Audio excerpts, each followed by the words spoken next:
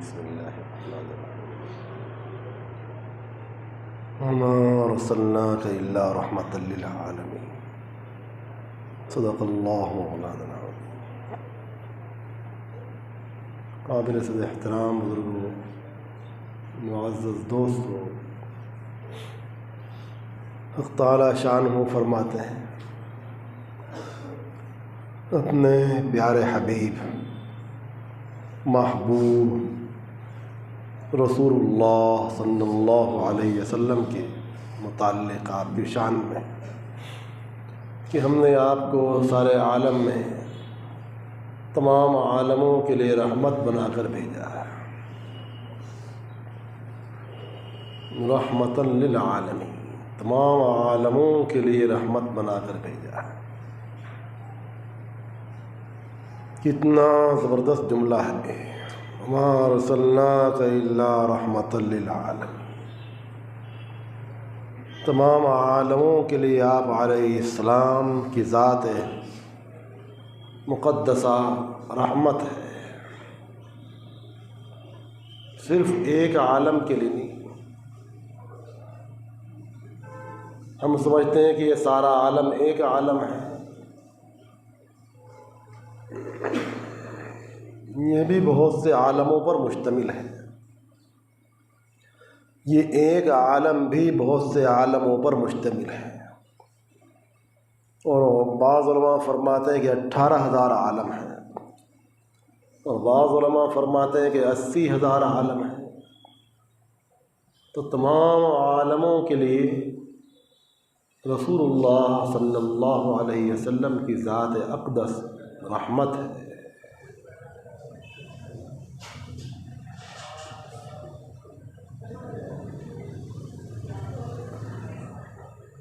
دیکھیے، بہت سارے انبیاء علیہ السلام تشریف لائے،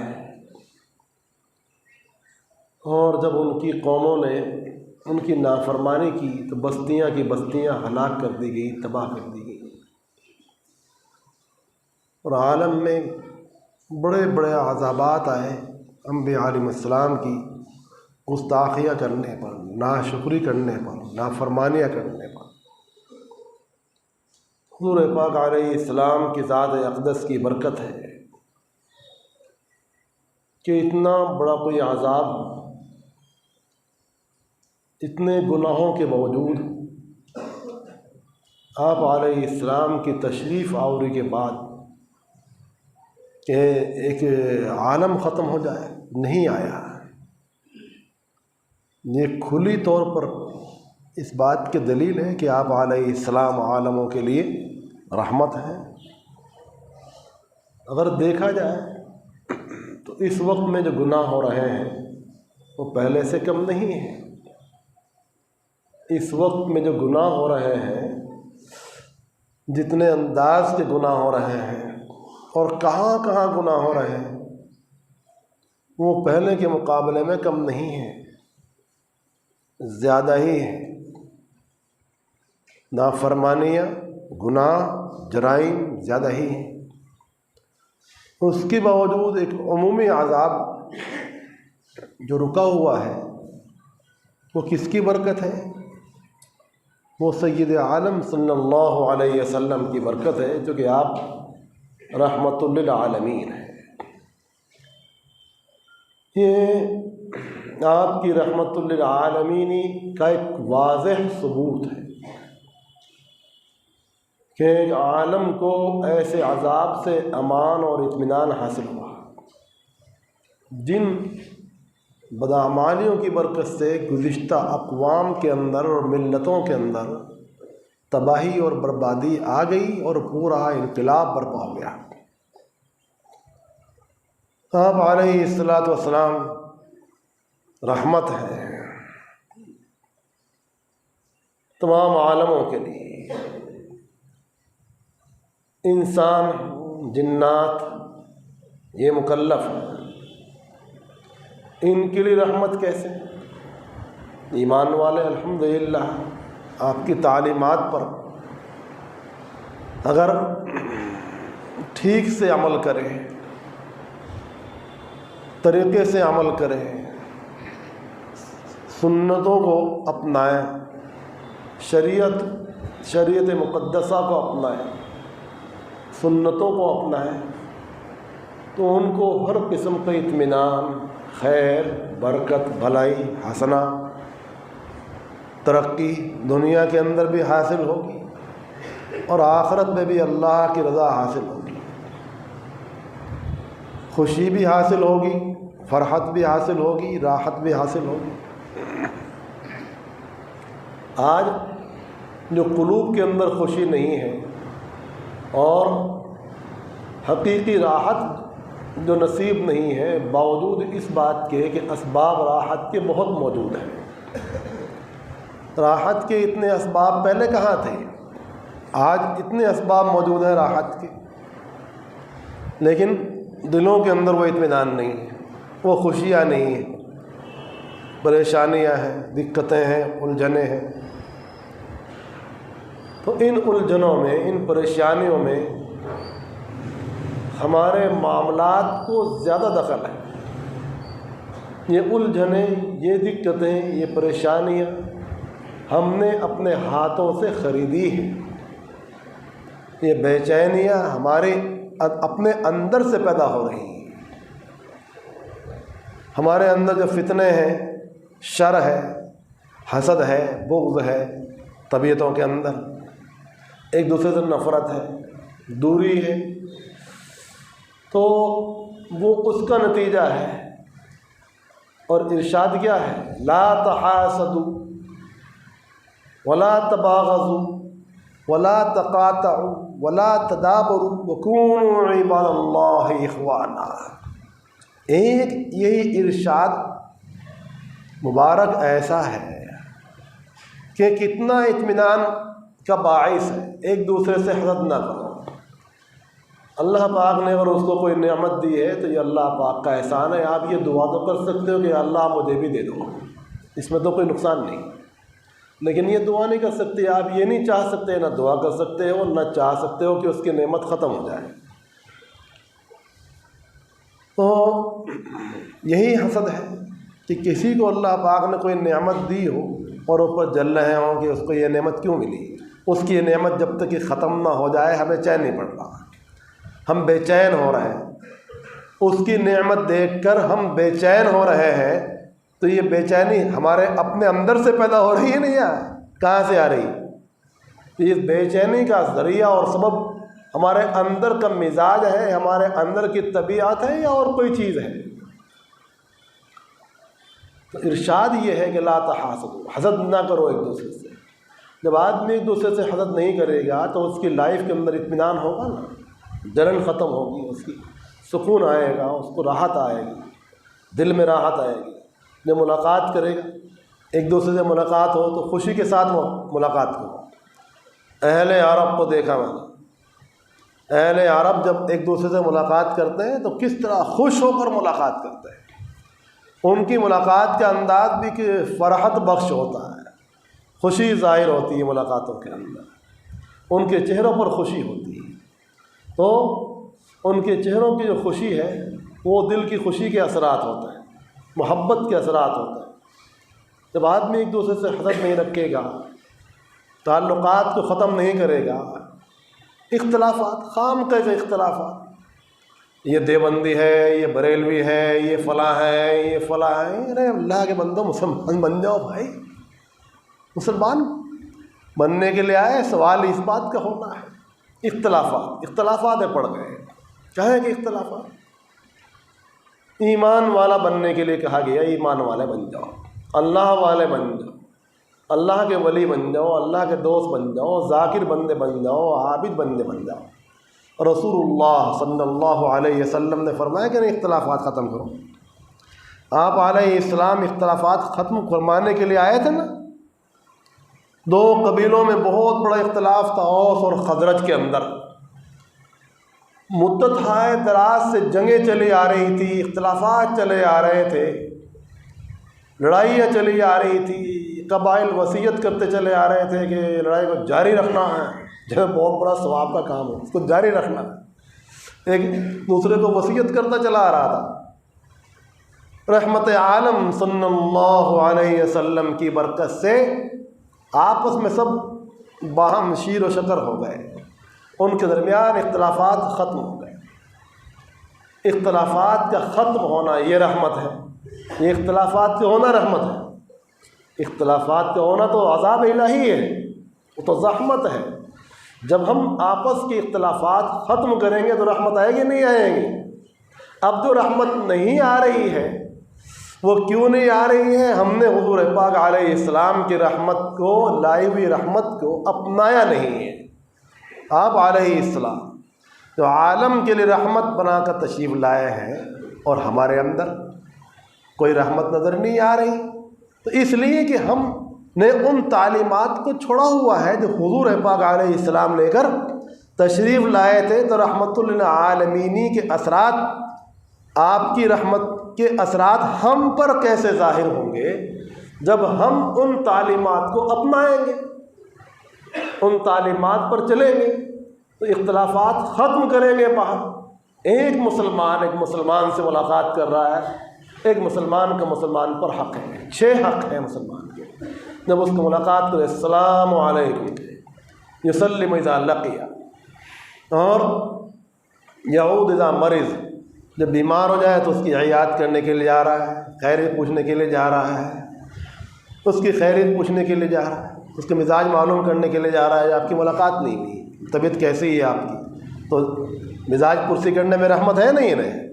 تو آپ علیہ السلام نے فرمایا کہ یہ ہے رحمت کے اثرات۔ یعود اذا مرض، جب انتقال کر رہا ہے تو اس کے جنازے کو ساتھ لے کے جا رہا ہے، اس کو اٹھا رہا ہے، جو وہ کوئی بلا رہا ہے آپ کو تو آپ اس کے پاس جا رہے ہو، اس کے کام سن رہے ہو، دعوت کے لیے بلا رہا ہے تو آپ جا رہے ہو اس کا دل خوش کرنے کے لیے۔ آپ کو کھانا نہیں ہے تو بھی آپ اس کو سلام کر کے، ملاقات کر کے، معذرت کر کے آ جاؤ، بھائی اس وقت پیٹ بھرا ہوا ہے یا پھر مجبوری ہے، میں جا رہا ہوں کہیں، پھر آؤں گا، دل خوش ہو جائے اس کا۔ جی وزا دعا ہو، جب بلایا جس کو قبول کر رہا ہے۔ تو حضور پاک علیہ السلام کی تعلیمات، ایک مسلمان کے مسلمان پر حقوق ہے، جب وہ آ رہا ہے تو اس کے لیے آپ حرکت کر رہے ہو، آئیے تشریف رکھیے، بیٹھے، اس کا اکرام کر رہے ہیں، تو اس کا اکرام کرنا، ایک مسلمان کا اکرام کرے گا، محبت سے پیش آئے گا، اخلاق سے پیش آئے گا، خالق الناس بخلق حسن، اچھے اخلاق سے پیش آئے گا۔ تو اچھے اخلاق سے پیش آنے میں رحمت ہے نہیں رحمت؟ تو رحمت للعالمین کی رحمت کے اثرات ایسے ظاہر ہوں گے معاشرے پر، ہمارے اوپر، جب ہم رحمت عالم صلی اللہ علیہ وسلم کی لائی ہوئی تعلیمات اور فرمودات پر عمل پیرا ہوں گے، ایک دوسرے کے ساتھ اچھے سے ملاقات کریں گے، محبت کریں گے، اور اگر نفرت رکھیں گے اور اگر اختلاف کو بڑھائیں گے، بڑھاتے جا رہے ہیں، معلوم ہو رہا ہے کہ اختلاف کی بنیاد جو تھی وہی اتنی کمزور تھی کہ اس کی کوئی حیثیت ہی نہیں تھی، بیکار کی بات تھی، بدظنی تھی اور کچھ بھی نہیں تھا، حقیقت اس کے بالکل برخلاف تھی۔ ہم نے اس پر تعمیر کر لی ہے اختلاف کی۔ تو آپ علیہ السلام جو رحمت بنا کر بھیجے گئے ہیں، انسان جب عبادت کرے گا، اللہ کے سامنے سجدہ کرے گا، تو اس کو غیروں کے سامنے جھکنے کی، سجدہ کرنے کی ضرورت ہی پیش نہیں آئے۔ سب سے بڑی ہستی کے سامنے، اللہ کے سامنے، خالق کائنات کے سامنے، رب کائنات کے سامنے آپ کی پیشانی جھک رہی ہے، کہیں اور جھکنے کی کیا ضرورت ہے؟ آپ آزاد ہو گئے، سجدہ کرنے کے بعد آپ کو آزادی مل گئی، کسی کے سامنے جھکنے کی ضرورت ہی نہیں، زندہ ہو یا مردہ ہو، اللہ کے سامنے ہماری پیشانی جھکتی ہے، وہیں رکوع کرتے ہیں اور وہیں سجدہ کرتے ہیں۔ ایک عزت دی ہے اللہ پاک نے ہمیں، ایک عزت دی ہے، ایک شرافت دی ہے کہ اب تم میرے سامنے جھک رہے ہو، اب تم کہیں کسی کے سامنے مت جھکنا، زندہ ہو یا مردہ، سب میرے بندے ہیں، کونوا عباد اللہ اخوانا۔ تو دیکھیے، ہاں، لا تحاسدوا، حسد نہ رکھو، ولا کیا تقاطعوا، اور تعلقات کو ختم نہ کرو، ولا تدابروا، ایک دوسرے کو پوچھ دکھا کرنا، چلو سامنے آ رہا تھا، اس نے ادھر رخ پھیر لیا، اس نے ادھر رخ پھیر لیا، وہ اس سے ملاقات نہیں کر رہا، اس سے ملاقات نہیں کر رہا، یہ فلاں ہے، یہ فلاں ہے، دوسرے کی عیوب پر نظر نہ رکھو۔ کمال یہ ہے کہ انسان اپنے عیبوں پر نظر رکھے، میں کتنا گنہگار ہوں، بھائی اللہ معاف فرما، اپنے عیبوں پر نظر رکھے. طوبیٰ لمن شغلہ عیبہ عن عیوب الناس. وہ انسان، اس کے لیے بشارت ہے کہ اس کے عیب اس کو دوسروں کے عیب دیکھنے سے ہٹا دے. وہ انسان جس کو اب تو عیب نظر نہیں آ رہے، فلاں کے اندر یہ عیب ہے، فلاں کے اندر یہ عیب ہے، فلاں کے اندر یہ عیب ہے. اچھا بھائی، بے عیب تو اللہ ہی کی ذات ہے، پاک تو وہی ہے، اور کوئی پاک نہیں ہے. انسان کے اندر تو دونوں باتیں ہوتی ہیں، اچھائی بھی ہوتی ہیں، برائی ہوتی ہیں. اس کی اچھائی پر نظر رکھو، آپ اس کی اچھائیوں سے آپ فائدہ اٹھاؤ، اس کی برائیوں سے آپ دور رہو. ایک بزرگ سے پوچھا گیا کہ اللہ پاک نے آپ کو یہ مقام کیسے دیا؟ فرمایا کہ جب میرے سامنے کسی کی برائی آتی تو میں فوراً غور کرتا کہ میرے اندر تو نہیں ہے یہ برائی.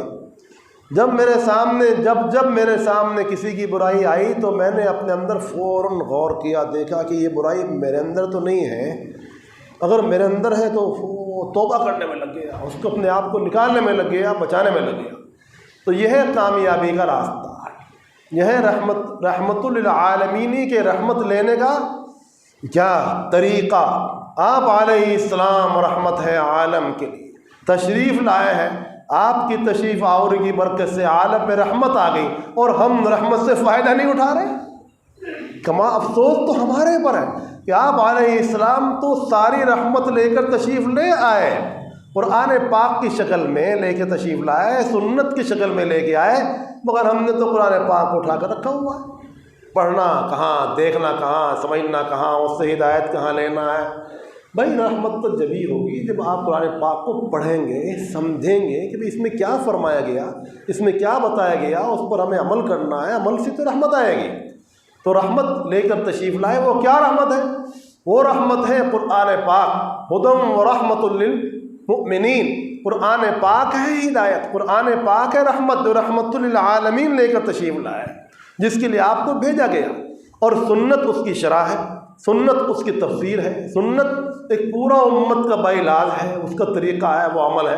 اب سنت کو ہم نے دیکھنا نہیں ہے، سننا نہیں ہے، سمجھنا نہیں ہے، ٹائم نہیں ہے ہمارا، بزی ہے، مشغول ہے، بہت مصروف ہے. اللہ محبت کا دعویٰ تو بہت بڑا ہوا ہے، لیکن اتنے مصروف ہیں کہ ہمیں سنتوں کو دیکھنے کا، سمجھنے کا موقع ہی نہیں. کس کی سنت ہے؟ آقا نامدار رسول اللہ صلی اللہ علیہ وسلم کی سنتوں کو سمجھنے کا موقع نہیں ہے. ہمارے اندر جو بہت ساری بیکار کی چیزیں آ رہی ہیں، رسم و رواج کے پابند ہو رہے ہیں. ایمان والا ان رسم و رواج کا پابند ہوتا ہے، ان پر ایمان لایا ہوا ہے، ان رسم و رواج پر ایمان لایا ہوا ہے. ایمان تو اس کا اللہ کی ذات پر ہے، ایمان تو اس کا رسول اللہ صلی اللہ علیہ وسلم کی ذات پر ہے، اور کر رہا ہے وہ اپنے خاندان کی رسمیں، کر رہا ہے وہ اپنے خاندان کے رواجات. تو ایمان تو وہاں چل رہا ہے. اس کا ایمان ماننا، بیٹا باپ کو کہتا ہے کہ میں آپ کو ابا تو مانتا ہوں، لیکن کوئی کہنا آپ کا نہیں مانوں گا، آپ جیسا کہیں گے اس کے خلاف ہی چلوں گا. آپ ادھر کہیں گے تو میں ادھر چلوں گا، ادھر کہیں گے تو ادھر چلوں گا، آپ کے اپوزٹ ہی کرنا. کہیں بھائی اچھا بیٹا ہے، آپ کیا کہیں گے؟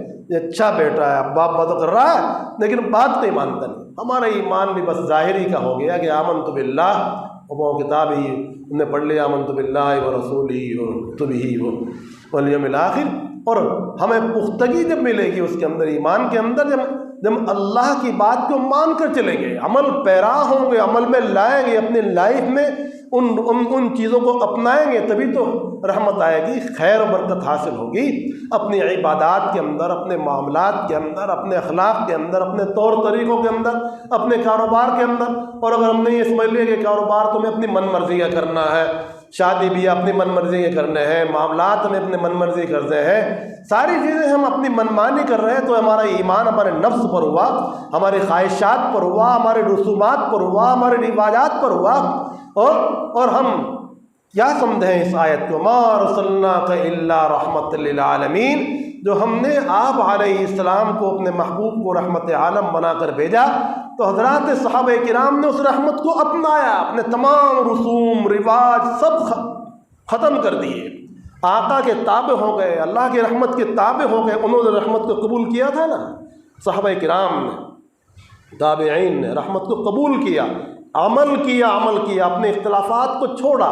جس وقت جو حکم آیا، شراب پیا کرتے تھے، حکم آ گیا شراب مت پیو، تو مٹکے بہا دیے، مٹکے توڑ دے. اور ہم قرآن پاک کی کتنی آیتیں ہیں شراب کے خلاف، کتنی حدیثیں ہیں شراب کے خلاف، اور نشہ کتنا مسلمان بچوں کے اندر نشہ، توبہ، مسلمان بچے نشہ کر رہے ہیں اور کیسے نشے کے اندر مبتلا ہو رہے ہیں، اور ان کی جوانی، ان کی صحت، ان کی طاقت سب برباد ہو رہی ہے نشے میں لگ کر۔ تو یہ دیکھیے ان کا ایمان تو اور ایک ہمارا ایمان ہے۔ اس صحابہ کرام جو پہلے زندگی میں شراب کے عادی تھے، جب وہ اللہ پاک نے ان کو ایمان دیا اور شراب کی حرمت سنا تو اسی وقت پٹ کے توڑ کے بہا دے رہے ہیں کہ ان کی بھئی یہ میری عادت تھی اور یہ میں کیسے بچوں گا اور کیسے جیوں گا اور کیسے یہ ہوگا کیسے ہوگا۔ ان کا پختہ ایمان، سبحان اللہ، یہ تھا صحابہ کرام کا ایمان۔ ایمان ماننا جاننا نہیں، ایمان کے معنی ماننے کے ہیں، خالی جاننے کے نہیں۔ جانتے تو یہود بھی تھے، یعرفونہ کما یعرفون ابناءہم، تو ماننے کا نام ہی تو ہے ایمان۔ اور ہم جان رہے ہیں کہ رسول اللہ صلی اللہ علیہ وسلم ہمارے عالم کے رحمت تھے۔ کیسے رحمت تھے؟ ہم نے ان رحمتوں سے رحمت کی بارش برس رہی ہے، ہم اپنی کھیتی کو سیراب نہیں کر رہے ہیں، اپنی زندگی کو ترقی نہیں دے رہے ہیں، رحمت سے فائدہ نہیں اٹھا رہے۔ تو بات تو یہ ہے کہ جب ہم سمجھیں گے، عمل کریں گے تو رحمت کے اثرات ہم پر پڑیں گے۔ اللہ پاک ہمیں سمجھ نصیب فرمائے اور رحمت کو اپنانے کی توفیق دے، اپنی عملی زندگی میں لائیں گے تو اس رحمت سے فیض یاب ہوں گے۔ اللہ پاک ہمیں رحمت سے فیض یاب ہونے کی توفیق دے۔